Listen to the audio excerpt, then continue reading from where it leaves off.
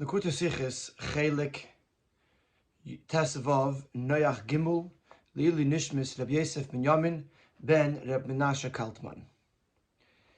A fascinating Sicha that is going to discuss the impact that the Mabul had on the world, the transformation that occurred in this world because of the Mabul, and it'll be based on a Gemara about an Akum Sheshavas, about the prohibition to a goy, to a non-Jew, to observe Shabbos.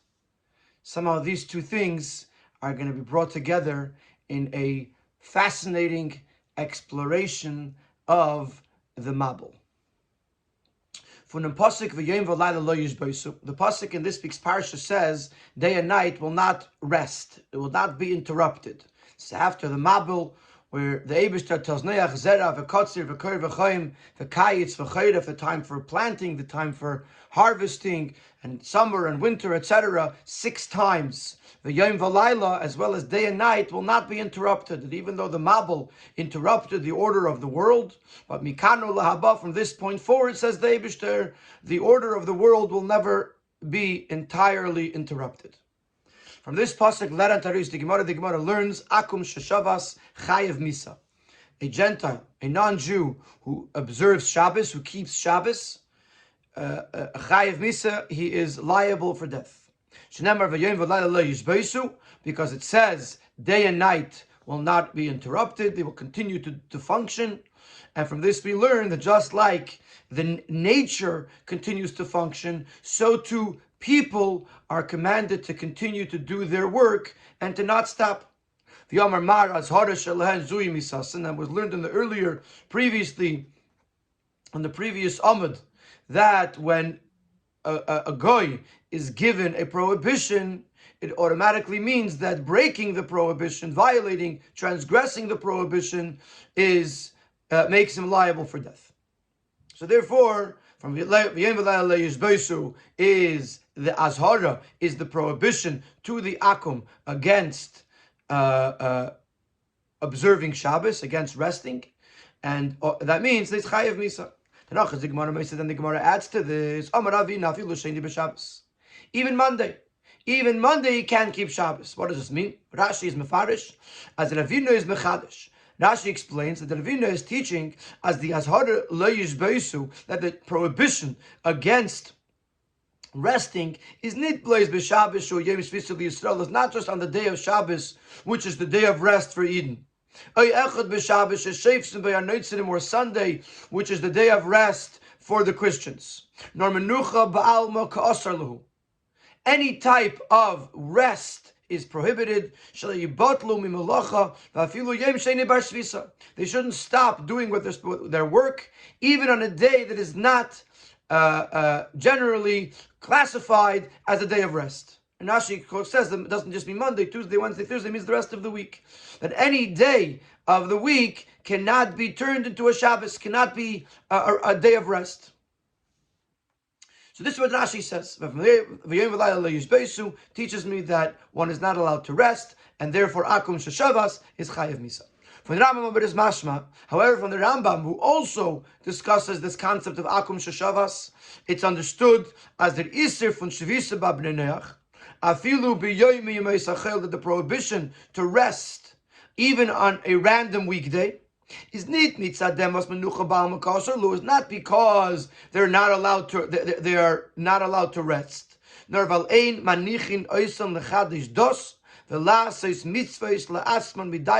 we do not allow them to introduce a new religion or to create new mitzvahs on their own accord. Und der Riber is therefore is the din von Akum Sheshavas afilu b'yomi meisachel chayiv misa, the fact that a goy who observes Shabbos on any day of the week is chayiv misa. According to the Rambam, it would apply davki in afal v'nasa'ol la'atzmei k'mei Shabbos. Only if he turns the day into a day of Shabbos. He makes it into something like a religious thing, where the whole day is a day of Shabbos. Der fun is move on as late shitas Rambam meant lo yishbeisu, and from this we can understand that according to the Rambam, the words lo yishbeisu mean b'nei Noach tarnit hiten Shabbos, that b'nei Noach a Gentile is not allowed to observe Shabbos, or that afilu machen an ander Shabbos, nor is he allowed to make any other day of the week as if it was Shabbos.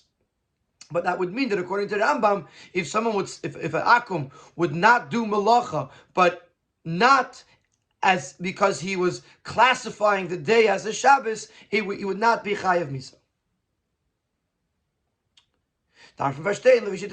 So now we have a question on the Rambam. Was ist die Scheiches von der Azhara, die Bnei Noach Torah Titen Shabbos, oder afilu machen an ander Tag am Shabbos, mit dem Teichen von Leis Beise Kipsutei? What is the connection between the prohibition that a Ben Noach is not allowed to observe Shabbos, or turn another day of the week into a Shabbos, with the meaning of Leis Beise? The literal meaning, as is that nitzayin king bittul v'hefsik considering hanagas that there will be no interruption in the order of the world. Zera v'kotzir v'yom v'layla, the seasons or the day and night, that they will continue to function regularly. According to Rashi, the prohibition is not about Shabbos. The prohibition is on rest. They're not allowed to rest. So we can understand the connection between the two elements of Leis Besu. As vet nitzayin, Leis Besu on the one hand means there will not be an interruption. The Eibusher promises that the nature will continue to run its course without interruption. And therefore, the second aspect is that there's not allowed to be a rest or an interruption of working the world. And as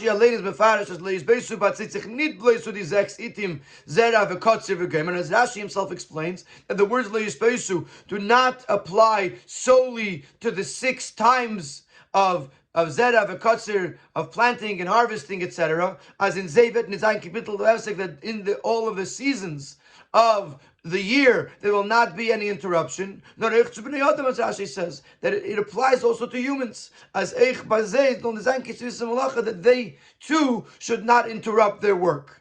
So according to Rashi, Lo Yishbeisu leads directly into the prohibition to Akum Sheshavas. As the Azara Leis Besu zu Bnei Noach mit nicht im Inyan für Shvisa Bittul Malacha, nor as they soll nicht bestimmen a gewissen Tag als Shabbos. But according to the Rambam, that the prohibition here is not the rest, but rather turning a day into a Shabbos is kasha. It's not understood. What's the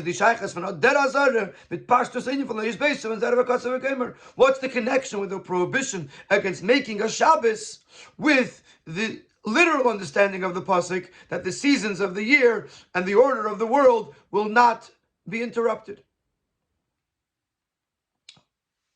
So let us continue with this inyan of Akum Sheshavas in the teaching of the Medrash.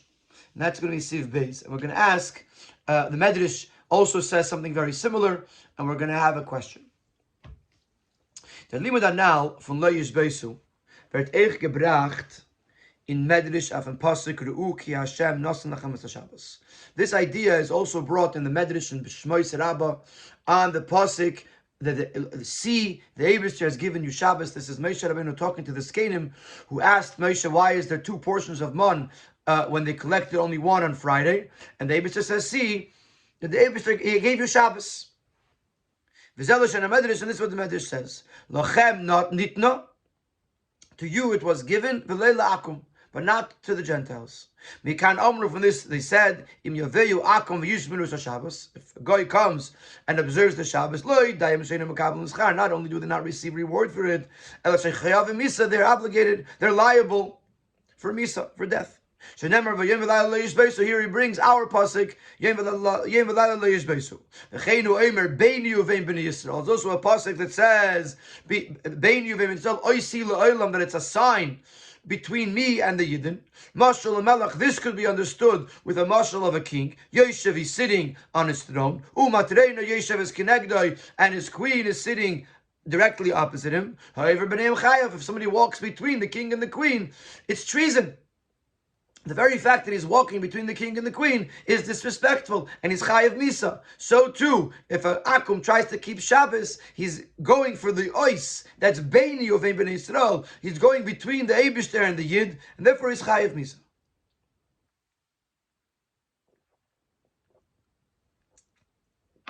So let's take one thing at a time. In the brackets, he's going to Bavorin, he's going to clarify that this is not specifically the day of Shabbos.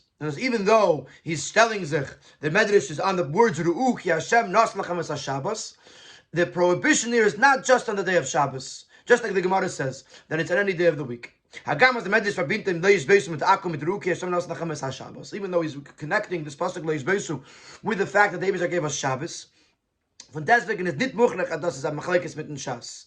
There's no reason to say that the Medrash is arguing with the Gemara and saying that the prohibition is only on Shabbos when the Gemara said the prohibition is on any other day of the week.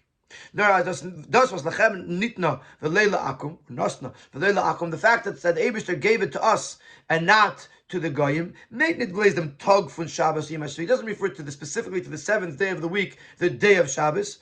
The whole idea of Shabbos as a day of rest, and welchen tag is whatever day it might be, the Gemara says the Shabbos, the Gemara says even on Monday. So the Medrash is going to agree with that. The Eibusher gave Shabbos to the Yidden, and therefore a goy does not cannot observe Shabbos, nor can he make any other day into Shabbos, similar to what the Rambam said. But if we go back, so now if we go back to what the Medrash is saying, late dem is move on. So it's any day of the week, and what's the prohibition? Shabbos.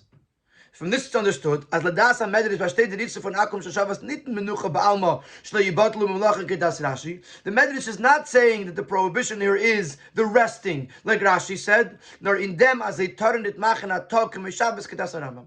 The medrash seems to understand this like the way we understand from the Rambam, that the prohibition is about making a day into Shabbos. The Eibusher gave us the concept, the idea of a day of rest. So a goy is not allowed to take that from us and turn any other day of the week into a Shabbos, into a day of rest. But stam menucha ba'alma would not be a problem according to the Medrash. Nor, as is the achilik, zwischen Rashi and Rambam and the Medrash. Nevertheless, there's still going to be a difference between the Rambam and the Medrash in the reasoning. Late Rambam is the Risut not talking about Shabbos mitzademas emanichinus and lachadash dos lasses mitzvahs. According to the Rambam, the reason why a goy is not allowed to observe Shabbos or make a day into Shabbos is because it would be making a new religion or making a new mitzvah which they're not allowed to do. Medrash is as der Farb as the inyan for Shabbos is given by not to Eden and Nitzvah. Well, whereas according to the Medrash, the prohibition for a goy to observe Shabbos or to make a day into Shabbos is because Shabbos belongs to Yidden and not to Bnei Noach. So we have three similar approaches. The approach of Rashi, that menucha ba'alma ka'asr luhu, the prohibition is against resting, and therefore akum Shabbos is chayiv misa on any day of the week. According to the Rambam, the problem, the issue is to make a day into Shabbos, doesn't matter which day of the week. And the reason for that is because it's usher for them. We don't allow them to create a new religion or new aspects of religion. And according to the Medrash, again, similar to the Rambam, there's a prohibition for a goy to turn any day of the week into Shabbos or to observe Shabbos. And the reason for it is because Shabbos belongs exclusively to the Yidden and not to anybody else. But that's from verstehen. You have to understand something, even according to the Medrash.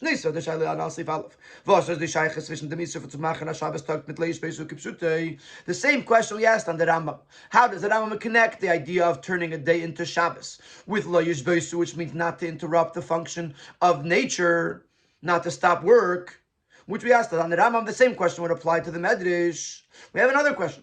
Parvos is there inyan from Shabbos as a mushal for Bnei Noach? Why is Shabbos so removed from Bnei Noach, so negated when it comes to a goy? Because they turn it pashtim and afil on Shabbos to the point that they're not even allowed to designate any other day of the week as Shabbos. Let's say they decided to make a Tuesday into Shabbos. They're not taking away our Shabbos. They're just turning a day into Shabbos. Why is it so terrible? The idea that they completed the work on the seventh day and rested on the seventh day it's connected not specifically with Yidden, as if Yitzias Mitzrayim was similar to Yitzias Mitzrayim, which was the exodus of the Jewish people from Mitzrayim. Nor mit der Bria. Shabbos is the conclusion of creation. Shabbos is connected to the entire world, including to Bnei Noach. Und der Din ist gar lehepach, as a Bnei Noach turned up in the Shvisam Shabbos. So why is the Din that a Noach is not allowed to observe Shabbos? If Shabbos seemingly is connected with the creation of the world, which is something that affects everybody, including Goyim. The and the question is greater. The Yidden are commanded to not do a malacha b'Shabbos, to ingrain into our souls the faith in the creation of the world. That the Eibishter created the world as does not that the world is not the first being that then created other things. But the Eibishter came first, and the Eibishter created the world. So, by us observing Shabbos, we reinforce and ingrain into our souls the faith in the Eibishter, that the Eibishter is the one who brought the world into being. Easy baldas Bnei Noach is not nor darfen sie nicht abiten Shabbos, nor the Torah is not abiten. Now, if we're going to say that not only is a Bnei Noach not obligated to keep Shabbos, to observe Shabbos, he is not allowed to, he's prohibited to observe the Shabbos. This leads to us preventing them from their faith in the Eibishter's in the fact that the Eibishter created the world. So why? So the question is, in addition to the question of how does Leish Beisu lead to the Akum Sheshavas, according to the Rav, according to the Medrash, we have an even more fundamental question. Why is it so terrible for a Goy to keep Shabbos? If Shabbos is about creation of the world in which everybody, including the Goy, was created, especially since Shabbos is meant to increase the faith in the Eibishter as the creator of the world, why should that be taken away from the Goy? So let us put this in discussion, Akum Shabbos, on hold for a few minutes. We're going to come back to it at the end of the Sikha. But in order to explain this, we're going to have to now understand what happened by the Mabul. These psukim, Kayitz, V'chede, V'kei, V'yem, V'laya, Leish, Beisu, is something that the Eibishter said after the Mabul. After the Mabul, all of a sudden, even though before the Mabul, the Eibishter considered to destroy the world and everything like that. After the Mabul, he says, Leish, Beisu is never going to be interrupted. So something happened by the Mabul, with the Mabul, through the Mabul, that changed something that led to the Lo Yishbeisu. So we have to understand what happened by the Mabul. And the Rebbe is going to introduce this by asking, bringing up a contrast, where on the one hand you see the world became stronger, on the other hand you see the world became weaker, and how do we reconcile that? We'll understand this all by first prefacing, as in the Mishnah versus Gourarie in the Welt nach dem Mabul, that in the change that happened to the world after the Mabul, the Gabi dem wie sie sich in comparison to the way it was beforehand, we find two extremes. One einerseits hat man as nach dem Mabul und die Welt bekommen die Avtacha. We may let them take it from the Yishbeisu. We find that on the one hand we find that the world received after the Mabul the promise, and therefore the strength of Lo Yishbeisu, of it never being interrupted. Must there take if in Elam is Ahisaf of a Chidush. Legabi de Matzav Elam v'yez Gemitzadis Avuse, which this strength that the world has, that it can never be interrupted, is something new, something novel compared to the way it was before the Mabul, just the fact that it was created. For the Mitzad that is Havus, just from its creation alone, the Eibishter saw everything that he did was good. He says, given an and it still was in a way, as it still left space, left room, that through the sins of the people, there should be an interruption in the order of the world. So the Eibishter regretted the fact that he created the world, and he said, Emcha, I'm going to wipe them off the face of the earth. So that was before the Mabul. That was Hisavos. The Eibishter created the world, and it was a perfect world, and yet it was possible for it all to come to an end. Aber noch ein Mabul, how the Eibishter geschworen und keres bris given, the Eibishter promised and made a covenant, as in was for an Eifen, the Anogas, B'neodens on the Zayin, regardless of the conduct of the people, that Merik nit Zayin kin hefsek or bittel and Sidr Elam, there will not anymore be an interruption or a pause in the order of the world, and therefore it's something that was introduced post-Mabul. Before the Mabul, it was possible for it to be an interruption. After Mabul, there's no interruption. So we see that the world was given a sense of strength, that the nature can never be stopped. Von der zweite Seite gefunden, on the other hand we find, as nach dem Mabel, that after the Mabel there was a weakness given to the world, or for example, to quote the Ramban, until the Mabul, their lifespan was long, and after the Mabul is the lifespan of the people diminished, it became shorter. So we obviously that shows on a weakness. So on the one hand we find the strength of Lo Yishbeisu, on the other hand we find the weakness of for example, the lifespan of people shortening.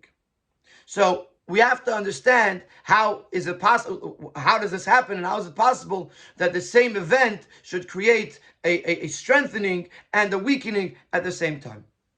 So in Sif Daled we're going to begin the biur. Sif Daled is going to be a little bit himmeldik, a little bit difficult to understand, but he's going to end with the word kidul kamon, and in the seifim shalachris the Rebbe is going to explain this nekuda that we're going to begin to introduce in Sif Daled. In Sif Daled, the Rebbe is going to introduce the concept that the world is made up of elyonim and tachtonim, of upper, higher beings, spiritual beings, and lower, more physical beings, and that the purpose of the creation of the world is to bring them together. And this began at the Mabul. Since the world was created for the Torah, that the Abraham made a condition with creation that it will only sustain creation if the Yidden accept the Torah. This is hinted in the words Yom Hashishi, the sixth day. What's the sixth day? There's a reference to the sixth day of Sivan, that on the sixth day of Sivan, if the Yidden accept the Torah, then the world will exist. If the Yidden do not accept the Torah, then the world will cease to exist. The whole achievement of Matan Torah, as is explained in so many places in the Rebbe Sichos and in Chassidus in general, was the bond, was the connection of the upper worlds and the lower worlds. Therefore, in order for there to be a fusion of the upper worlds and the lower worlds, the Eibishter had to create both. It had to be Elyonim and Tachtonim, spiritual elements and physical elements of creation. So that later on, when the Eibusher gives the Torah, and even earlier, at the beginning of this 2 millennia that represent Torah, we know the Gemara Sanhedrin says that the first 2 millennia, the first 2,000 years of the world was tohu, was chaos. Second 2,000 years of the world, meaning year from 2,000 to 3,000, from 3,000 to 4,000, is Torah. During that time, the Torah was given and became part of the world. And the last 2,000 years, from 4,000 to 5,000, and from 5,000 to 6,000, is Yemoisa Mashiach, as a preparation, and hopefully during this time, the actual coming of Mashiach. So, if you break it down, the 2,000 years of Toyu goes from the beginning of creation till Adam Rishon, till Avram Avinu. 1,000 years, 10 doides till Noach, and 10 doides till Avram. And then the Torah was given in the year 2448. So it's about 448 years into the Shnei Alafim Torah. So already at the beginning of Shnei Alafim Torah was a preparation to the giving of the Torah, and therefore the Chibur al Yenim V'Tachtenim began not at 2448, but at the year 2000 from creation, which is the beginning of Shnei Alafim Torah. See it inside. So that way, later on, at the giving of the Torah, and even earlier, at the very beginning of the period of Shnei Alafim Torah, which that was the beginning of the preparation to the receiving of the Torah. Abish had to create to be able that later on there should be a bond between the two. That the below should ascend above, and the above should descend to below.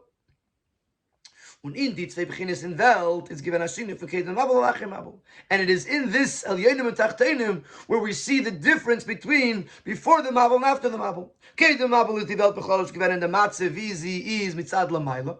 Before the Mabel, the world was in a state as if it was not as if it was connected to Lamaila, to the Elyonim, to the above. And after the mabul, it switched and became more of a lemata, of a below world. As we will explain, as we will elaborate in the future seifim. But the nekudas ha'inyan is that the uftu of the mabul was the transition from elyenim to tachtenim. In these elyenim and tachtenim, that is where you see the uftu or the transformation or the transition of the mabul, that we went from Elyonim to Tachtenim, because before the Mabul, the world was in a state of Elyonim, of Lemaila, of the above, and after the Mabul, the world was in a state of Lemata, as we were going to discuss. Now, before we use the words Lemaila and Lemata again, which are going to come later on in the Sikha, we have to understand a little bit better what happened by the Mabul. In order to explain this, we have to understand, and the Rebbe is going to explain it to us by explaining to us first, why was the keshes, why was the rainbow, the ois, the sign of the covenant that the Eibishter made with the world after the Mabul? Why the keshes? Why not something else? And this is what we're going to start in Sifei. Pasuk is Kashtina Sati Ba'anon. The pasuk that says in our parsha that the rainbow was placed on the cloud, and it's going to be as a sign of the covenant between me and the world. Fragin Mefarshim ask a very basic question. A rainbow is a natural phenomenon. Es wird der Fun, was die Sonnenstrahlen spiegeln sich ab, auf einer bestimmten Eifel von die Anonim. The rainbow becomes when the rays of the sun reflect off of the clouds in a specific angle. It shapes, different colors come through the clouds in the shape, of a rainbow. And it happens, it just happens. How can it be a sign if it just happens by itself?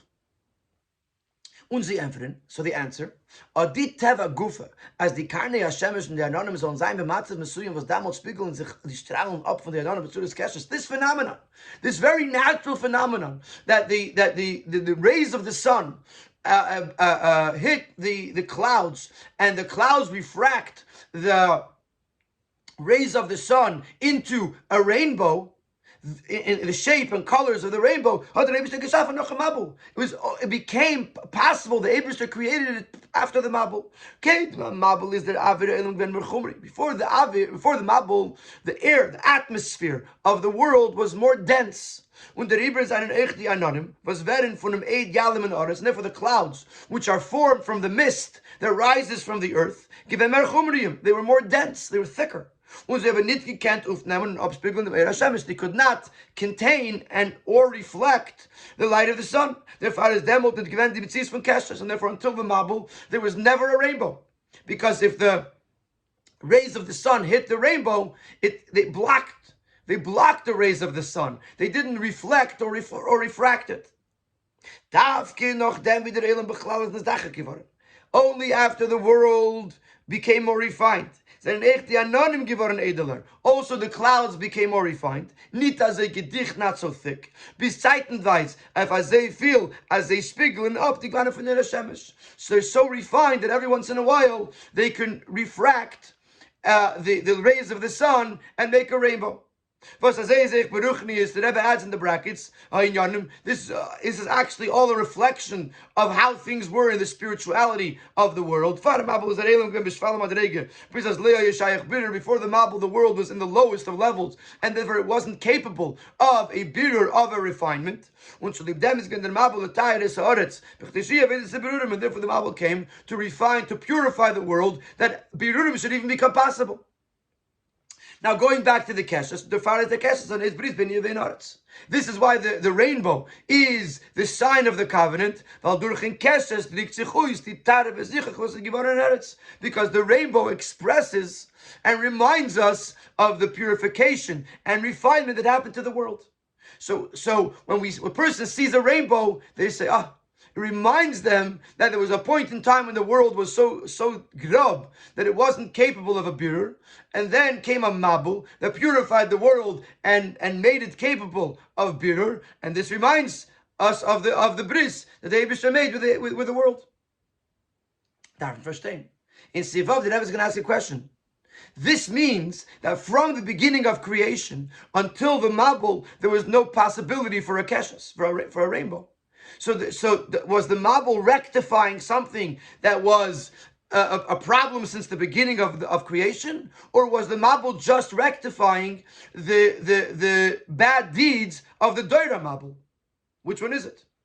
Darf verstehen, der Mabel, der Teil ist doch gekommen nur zu lieb dem was mit der Mabel, was ich sage, started to game over the Mabel and Chamas. The Mabel, as we know, came to purify the world because the fact that the Deir Mabel, the people in that generation, destroyed the earth and filled it with robbery. The pasuk says that the world was placed in the hearts of people, which means that the things that people do have an impact on the world. The sins of mankind caused that the world should become more dense, more less refined. And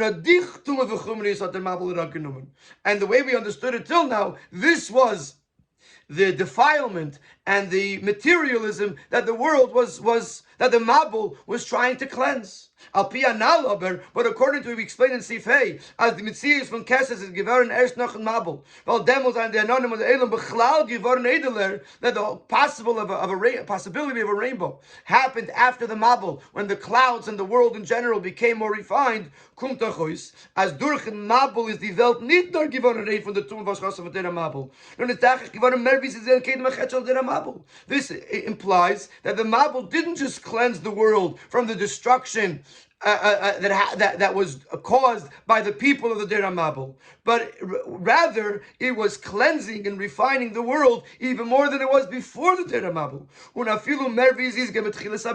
And even more than it was before the world at the very beginning of creation. In the beginning of creation, there couldn't be a rainbow. Which represents, which proves the refinement of the world canal, like we explained in Sifhei. It's hard to understand. What was wrong with creation until the Deir Mabul? What was there to rectify? Is the beer in them. And in Siv Zayin, the Rebbe is going to explain something absolutely fascinating. That although the Eibishter created a perfect world, there was still something lacking in the world, which the Eibishter introduced by the Deir Mabul. It was caused, it was introduced by the Mabul. It was triggered, rather, by the Deir Mabul. But once the Deir Mabul triggered it, it had to fix something that went back all the way to the beginning of creation, because there was a piece missing, there was a feature missing in creation, which even though the Eibishter created a perfect world. Is there beer in them?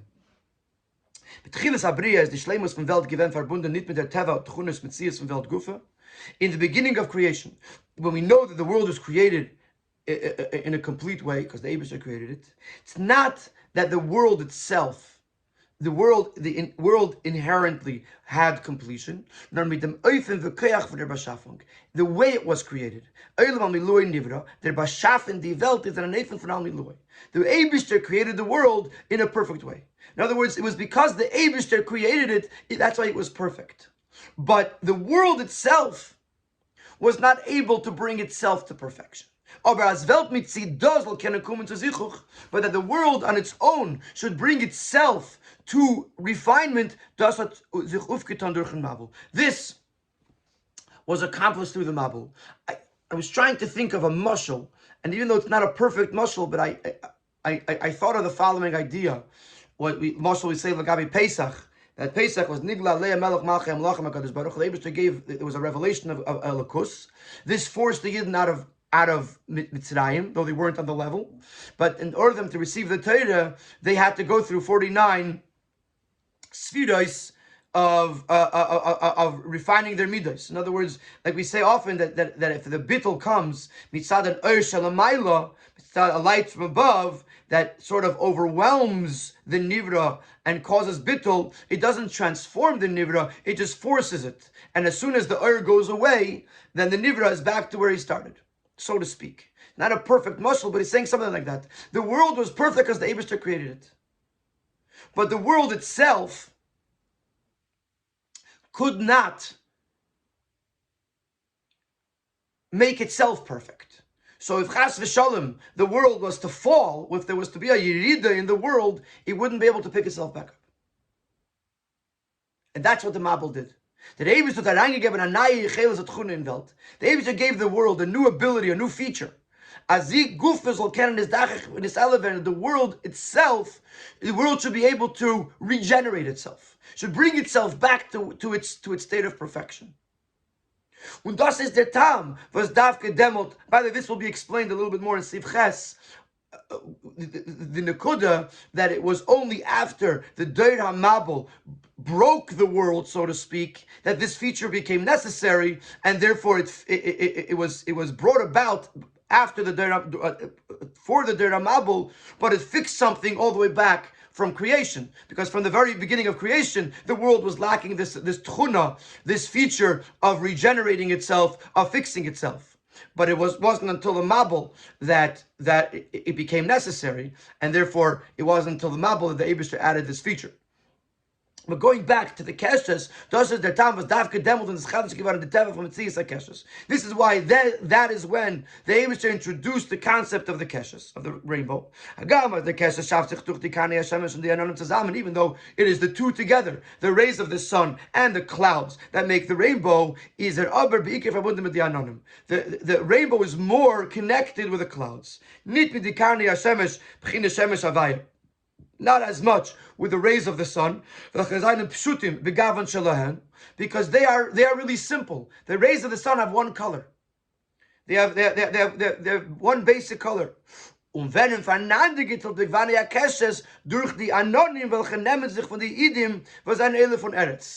when these simple rays are refracted by the clouds, they become different colors of the rainbow. Where do the clouds come from? From the mist that rises up from the earth. And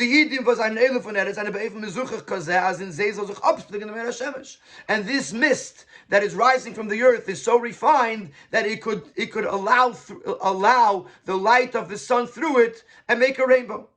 And since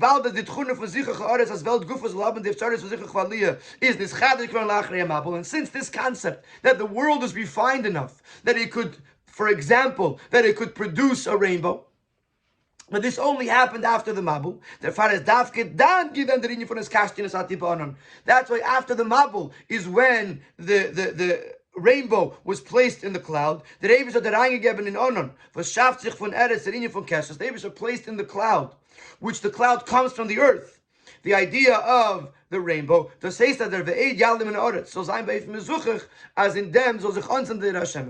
the mist that is rising from the earth should be refined enough that you could see through it the light of the sun.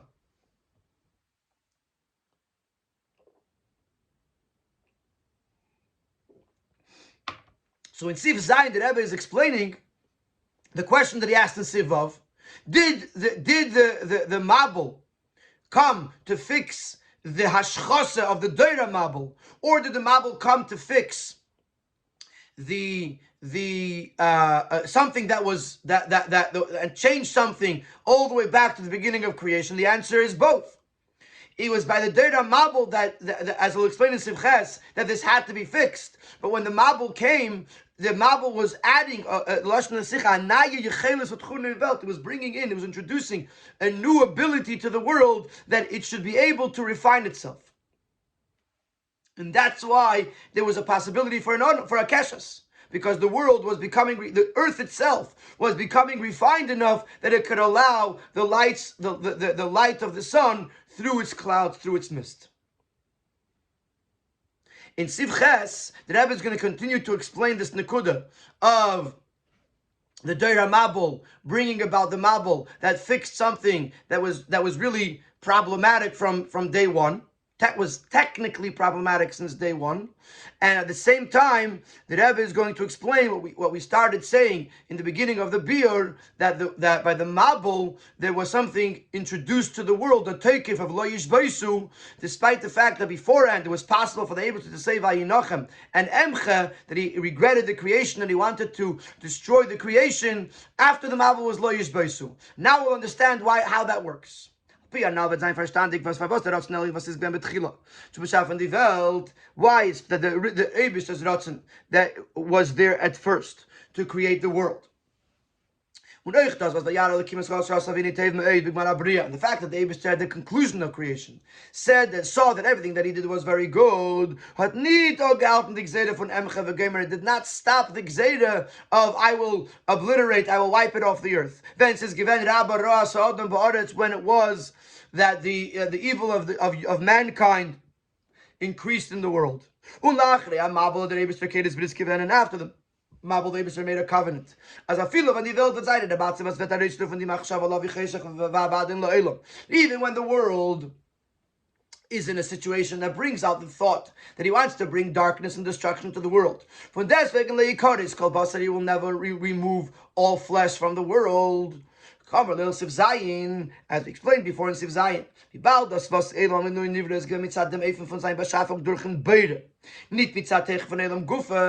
and here he's using a little different oisius to explain what he said in Siv Zayin, that when the Eibusha created the world, it was coming from the angle of Beide, of the Creator, not from the Oilam, from the Nivra.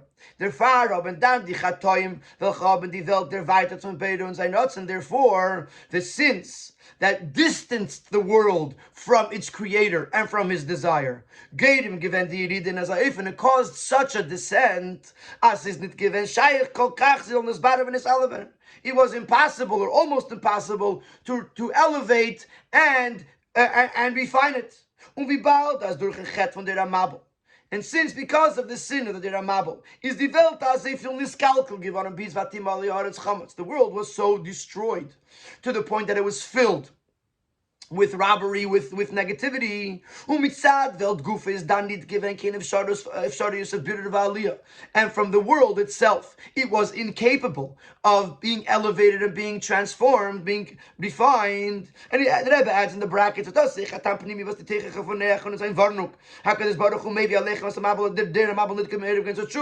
this is a deeper reason why the Noach's reproach of the people and his warning, the Eibishter's bringing a Mabel did not help, it did not awaken them to tshuva, because it was impossible. Tshuva wasn't possible.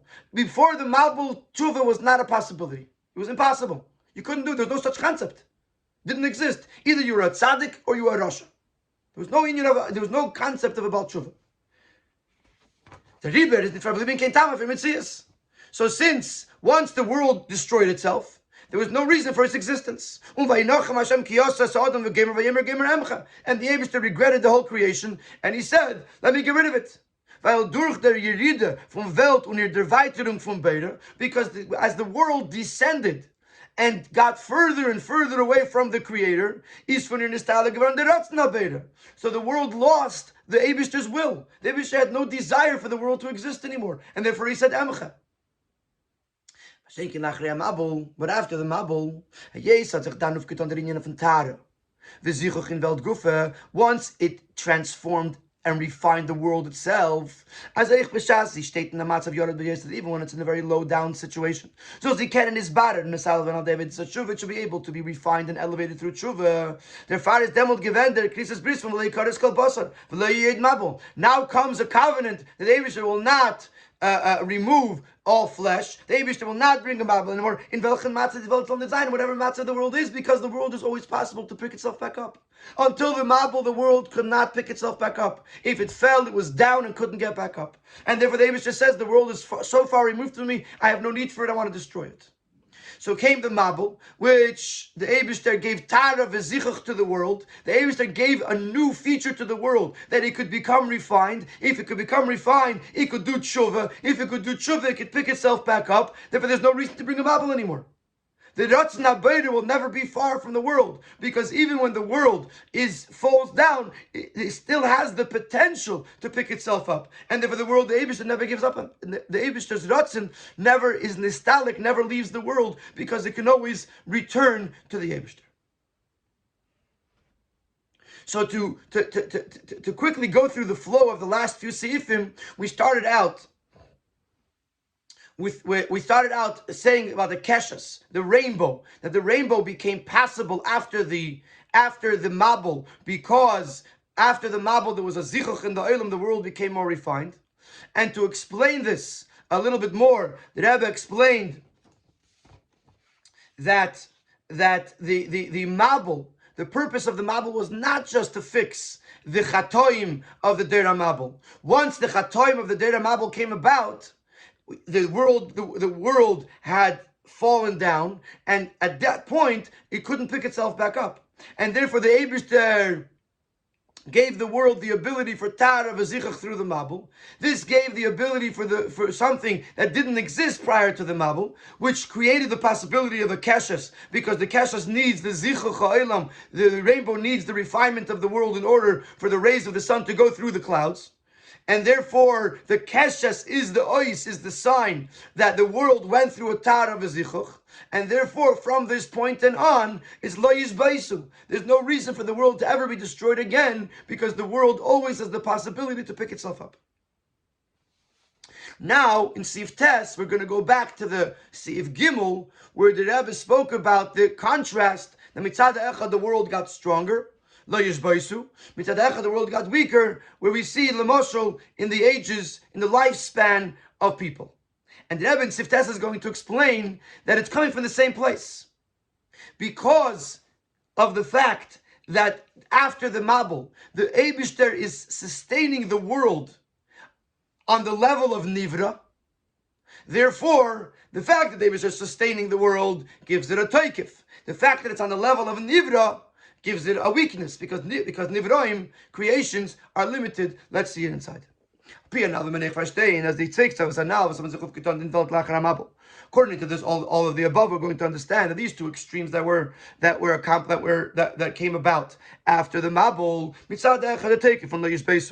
on the one hand, the strength of the world will never be interrupted. On the other hand, the lifespan is diminishing and getting shorter. They don't contradict one another. They're coming from the same place. That this idea that was introduced post Mabul, the fact that the world is being sustained on the level of lemata, of the level of the world itself.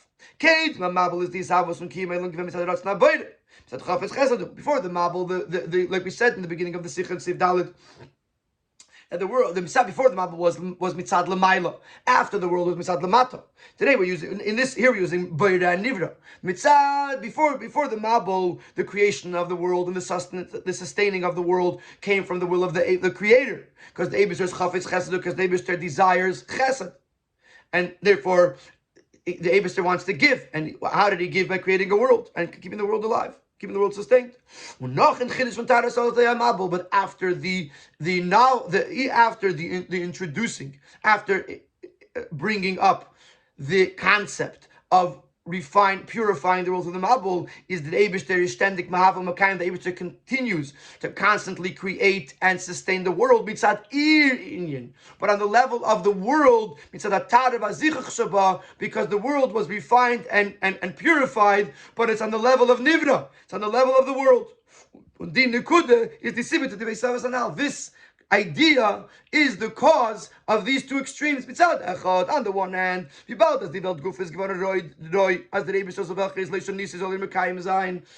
the world made itself worthy, that the Eibishter, who the Eibishter is Leishon Nisi, the Eibishter doesn't change, should sustain the world, is the Ribir Kiyum from Leish Beisu. Therefore, its sustenance, its kiyum, it's being sustained, is done in a way of lo yishbeisu. The Eibishter doesn't change, and therefore the world, the order of the world will not change.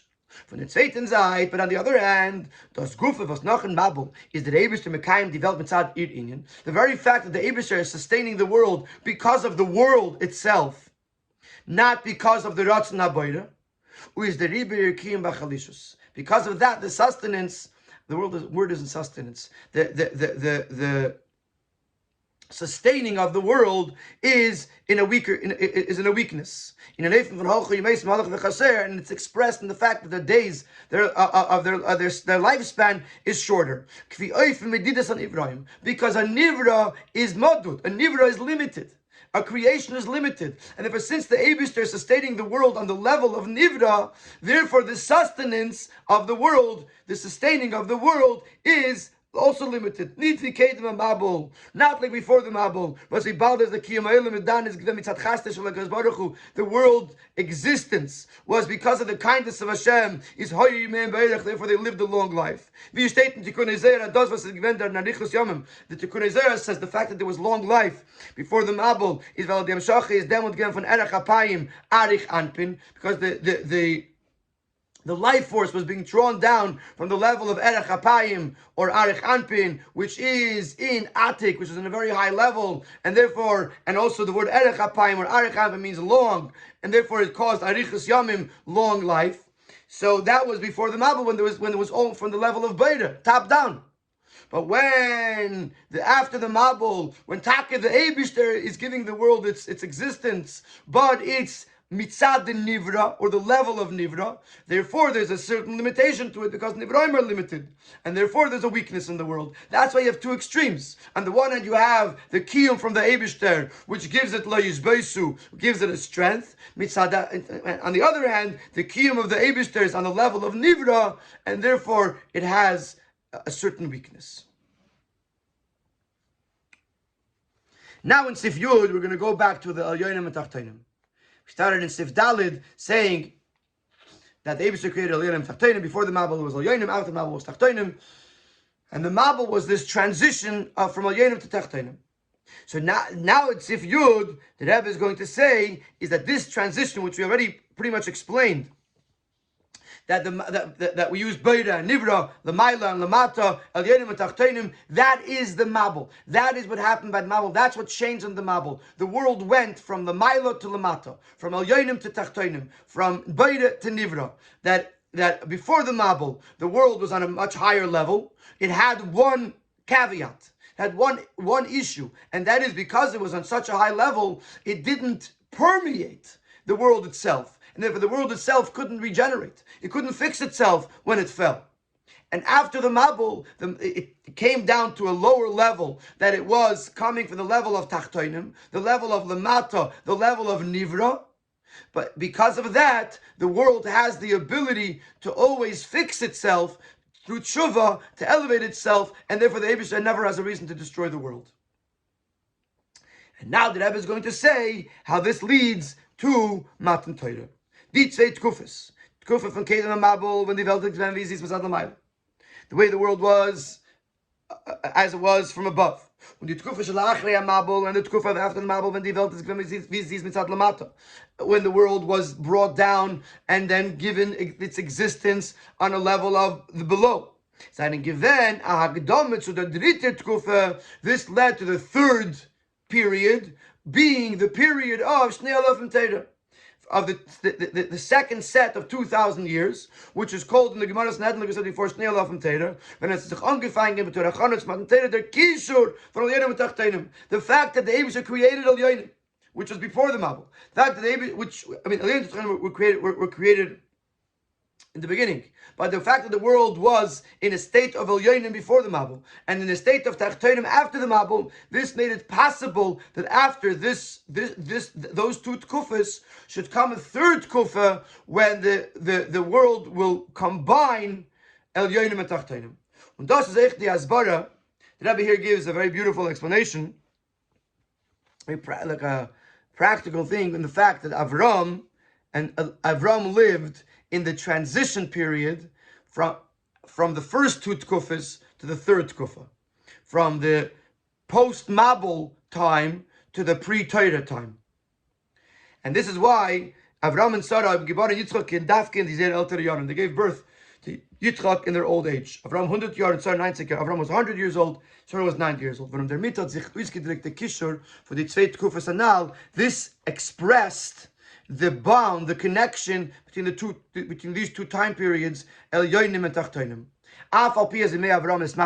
Even though that in the time of Avram, Rashi tells us that the lifespan was already getting shorter. Even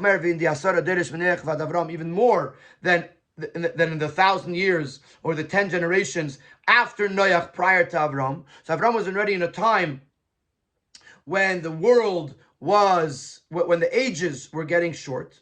Zu lieb dem, was die Amschacha dann ist gewähnt, nicht vom Bchines Erech Apayim, was der Hecher von Welt, nor von der Madrege, was es Erech Eilem is, because the Chai, the life source of the world, was coming not from the level of Erech Apayim, which brings long life, but from a lower level that is more connected to the worlds.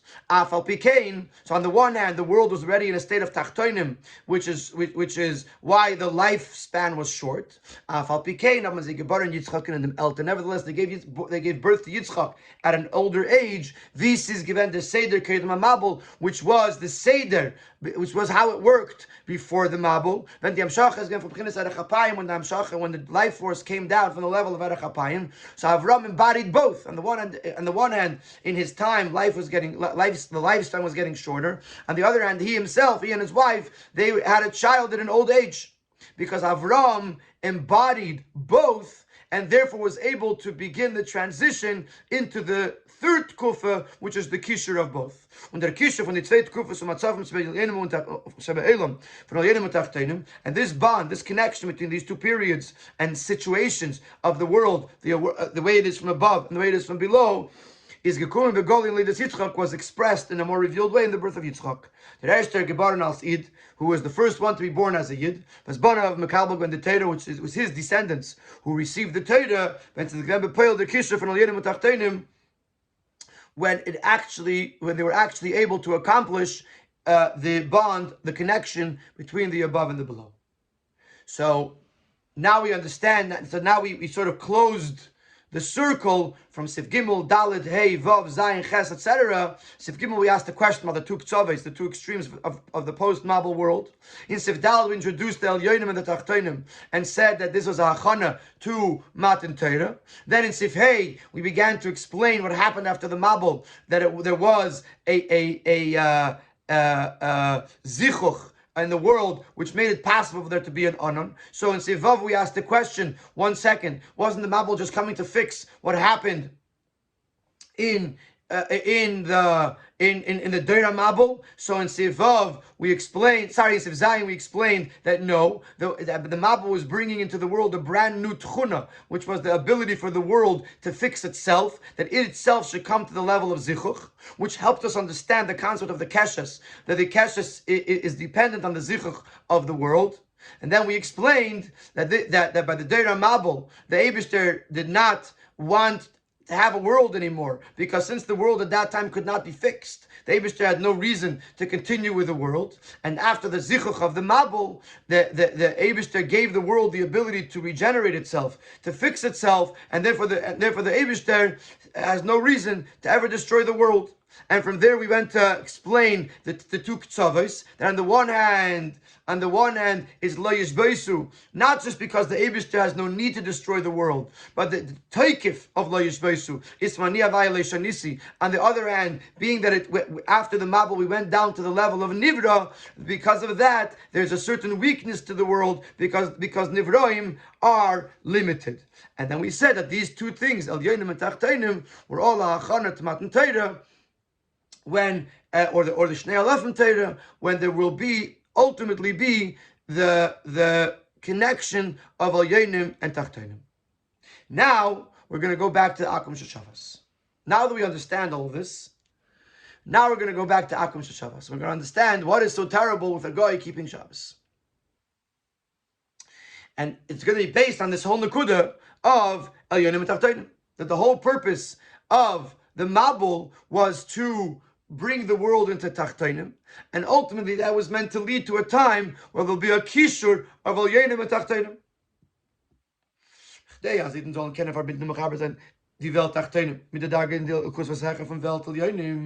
In order for it to be possible for a Yid to be able to connect the below and the above, is die Welt beschaffen geworden mit lechatchile in azaifin as sie hat in sich euch dem inyan ashvise von malachas abriya von der Welt. The world was created to begin with the concept of shvisa. Shvisa literally means to rest, and in order, shvisa is referring to going higher than the world. The world is about malacha, doing work. And Shvisa means to go higher than the world. In order for there to be the kishur of Elyonim and Tachtenim, the Eibishter had to place within creation the concept of going above creation, which is Shvisa.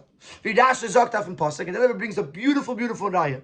Rashi says, "Veichal Elokim b'yom hashvi," that the Eibishter concluded on the seventh day. So Rashi says, "Ma haya elam chaser." What was the world missing? Menucha, rest. Basa Shabbos, Basa Menucha. Came Shabbos, came rest. Kosa v'nigmara ha'malacha. And with this, the work was concluded. As die Meleches Abriya von die Sheises and Mebereishes hat sich nicht verendigt mit Beschaffen die Metzius von Welt. That the work of creating in the 60s of creation did not finish with the creation of the existence of the world, nor mit der Menucha, mit nit Metzius. When the Eibishter introduced Menucha, the lack of existence, was is in hereingegeben geworden durch die Shvisa from Meleches Abriya, which was placed into creation by resting from creation, that was the completion of creation. Creation was missing a piece, the Shvisa. Creation needed non-creation, which is representing the Elyonim, in order for creation to be complete.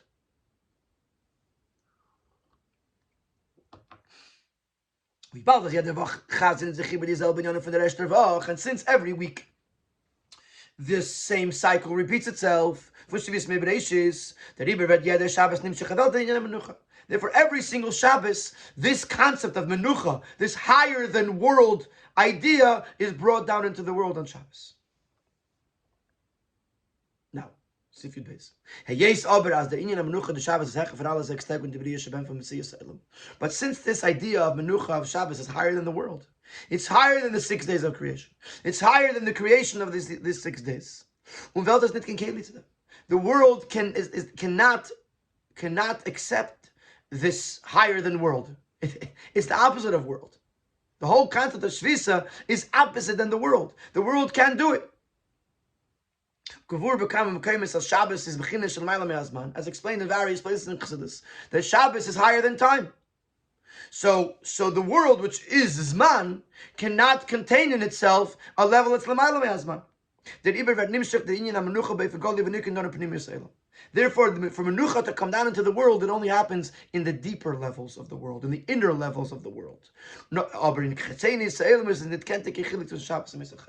But on the superficial level, you cannot see a difference between Shabbos and the weekday. The world itself, you can't see in the world that today is Shabbos or today is Friday or Monday, whatever it is. The world is not keli to be able to be different on Shabbos than the rest of the week.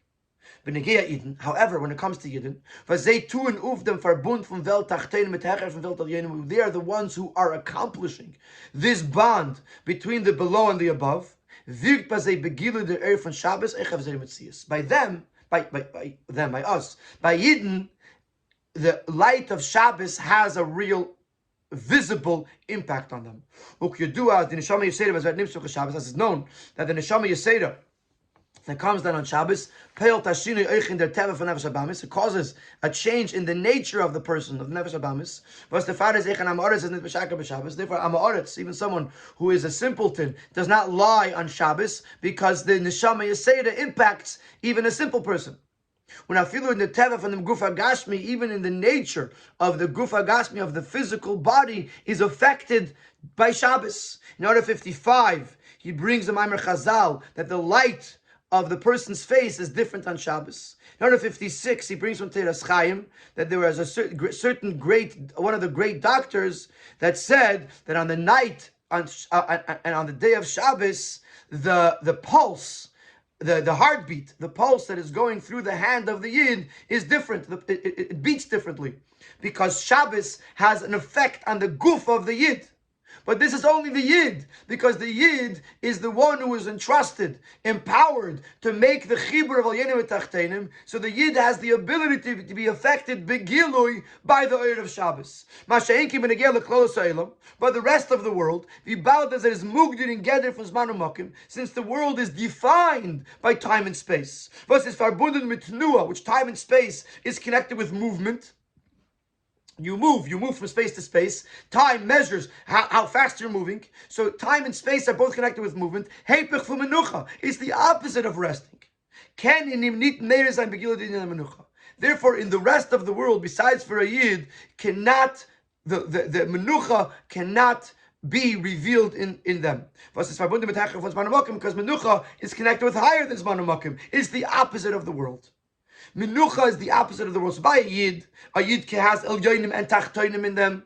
Therefore, the elyonim could come down into their tachtoinim. The above can come down into the below. The oil of Shabbos can actually impact the guf of the Yid. But any other part of the world, including a goy, as we will see, the menucha is l'maylam zman u'makim, and therefore it cannot come down begilui into zman u'makim. Now you can understand Akum Shashavas Sif Yud Gimel. Das ist echt der Tam, was der Inyan for Shvisas Shabbos is mushel von Noach. This also explains why the idea of resting on Shabbos is so prohibited when it comes to Noach. Because mitam ze Torah reichen anditok von Yom Chodesh machen k'mei Shabbos. So much so that even any other day of the week cannot be observed like Shabbos. The kavanas habri is as the Welt kele licht sukkah medaber like chaser menucha. The whole purpose of creation is that the world should be chaser menucha. So it's not say different tnu and malacha that it should be a constant movement, constant work. But it's verbunden with the mitzias manumakim from Welt, which this is connected with the existence, the time and space of the world. Which the world was created in the 6 days of creation. Und in der Welt sollen Eden reinbringen die Menucha von Shabbos, was es from Tzitz. And in this world, the world that exists, that's made up of tnuah, of movement, that's made up of the lack of Menucha, that's made up of Melacha, that's where the Yid has the task to bring Shabbos higher than Metzias into the world. But the Rebbe B'Shasa Ben Noach ended Zaynef and Noach B'Sat Abriya. But if the Ben Noach changes how he's supposed to conduct himself according to creation, the mitzvah will uftan in Welt for Shabbos, because he wants to impart or affect Shabbos in the world, is a chayiv misa. He loses his existence. Because it's the opposite of the reason why it was created. An akum is part of bria. Bria is manumakim. Manumakim is tnuah, is malacha, is bria. So if he wants to start bringing in Shabbos, he's doing something that's not his task. He's doing something that's the opposite of everything that he's part of. And therefore, chayiv misa. Chayiv misa doesn't mean, in this case, chayiv misa means that he loses his reason to exist. So now we understand this concept of Akum Shashavas. The whole concept of the creation of the world was so that the world should be a Metzias. And every aspect of the world has to do its part, the Akum included. Akum's job is to be part of the Zman U'Makim of the world. And therefore, as long as he's doing his job, good. If he stops doing his job, he has no reason to be here. The exception to the rule is the Yid. The Yid has the job, because the Yid received the Torah. The Yid by Matan Torah was given the job of bringing Elyonim and Tachtoinim together. And therefore the Yid has the ability to experience Shabbos, the Eid of Shabbos in their own guf. And therefore the Yid has the mitzvah of keeping Shabbos. But any other part of creation cannot experience Shabbos, because Shabbos is the opposite of everything that they stand for. Finally, we asked in the beginning of the Sikha, we asked Lo Yishbaisu. How does the Lo Yishbaisu, which means that the world is not going to stop functioning, connect to the prohibition of making a day of Shabbos? If you say Lo Yishbaisu means to stop, if you say that the Isser is Menucha, like Rashi says, then Lo Yishbaisu means there should be Menucha. But if Lo Yishbaisu means not to make a Shabbos, then how does it connect to Loish? If the Isser on the Goy is not to make a Shabbos, how does it connect to Loish Beisu? But now it's going to make perfect sense. This is also the reason why the warning, the prohibition to B'nai Noach that they shouldn't make a day into Shabbos is hinted, is messaged in the words Leish Beisu, Shabbos, which literally is talking about the function of the world and not the rest of Shabbos, the resting of Shabbos. But now it makes sense. The fact that Bnei Noach are are excluded from Shabbos, kumt als tetzah from lo yishbeisu b'negea dizex itim, is an outcome of the fact that the times, the seasons of creation do not rest, do not stop. Since after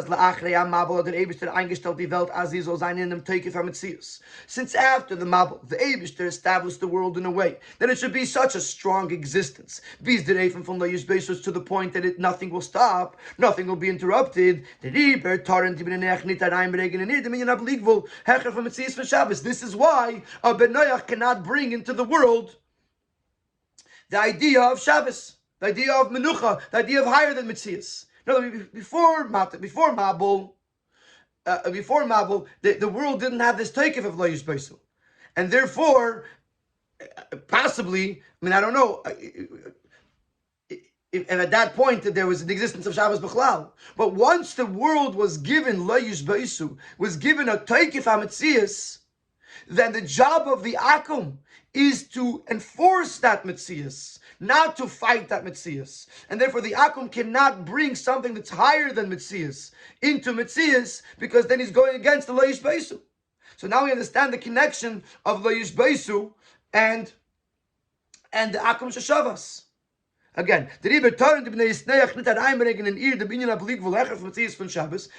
Noach cannot bring into the Metzias of the world something that's higher than the Metzias, but this is bestiert to take of Metzias and Welt, because this would contradict the Lo Yishbeisu, which is the strength that of the existence that the world was given after the Mabul.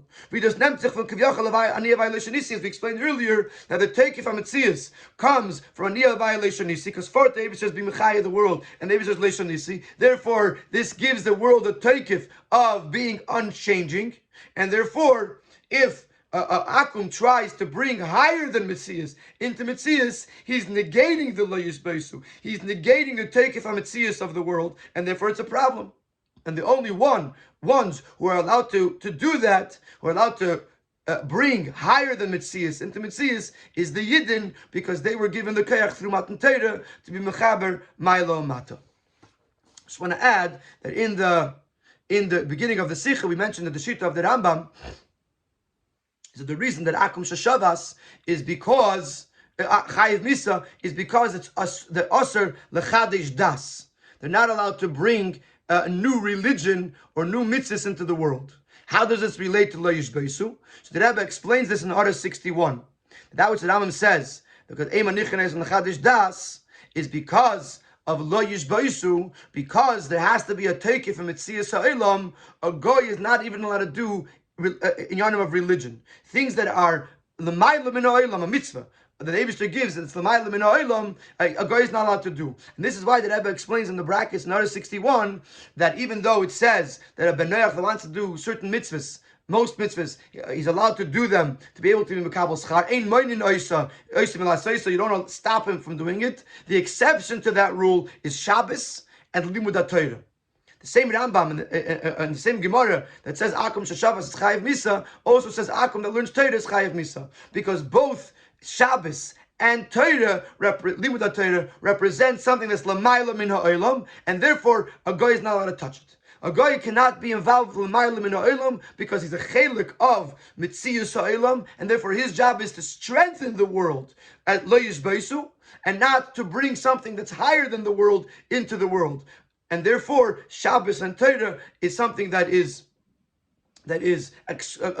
goy is excluded from, and it just strengthens this nekuda that Rabbi explains that the connection of Akum Sheshavas with Lo Yishbeisu. Lo Yishbeisu refers to the Teikif Ha'olam, Teikif HaMetzias of the world, and a goy is not meant to try to negate that. Quite the contrary, his job is to strengthen that, and the Yid's job is to bring Shabbos into it, to bring higher than the Ma'alam Mizman HaMakim into Zman HaMakim through the Menucha of Shabbos.